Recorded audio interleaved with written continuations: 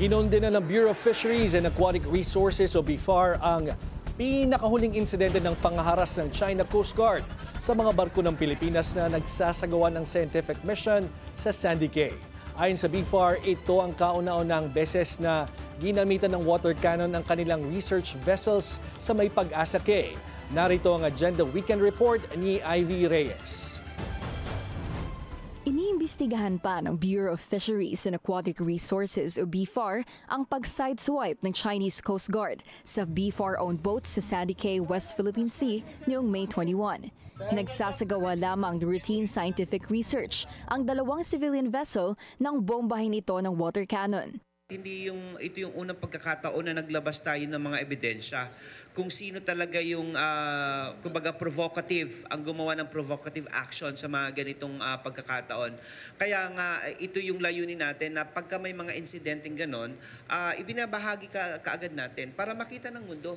Tinataya nga abot sa libo ang danyos sa BRP Dato Sunday at BRP Dato Pagbuwaya ayon kay BFAR spokesperson Nazario Briguera.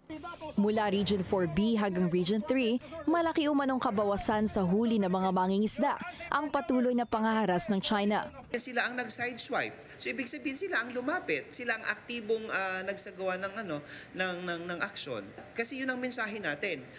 Tayo ay matahimik na bansa, mahinahon na bansa na nagsasagawa lamang ng lehitimong gawain sa ating karagatan.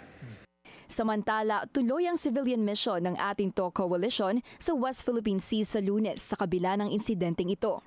Paglilinaw ni Philippine Rural Reconstruction Movement o PRRM President Edicio de la Torre, bagamat peace concert ito, hindi umano nag-iilusyon ng PRRM na sasagot ang China sa imbitasyon nila. May 4 na international artists mula Japan, Malaysia, Indonesia at South Korea ang makikilahok dito.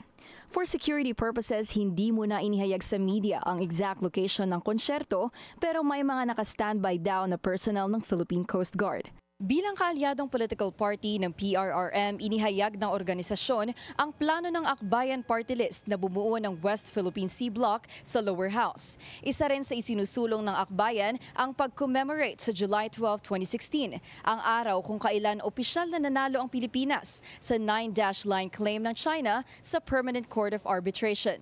Para sa Agenda Weekend, Ivy Reyes, Billionaire News Channel.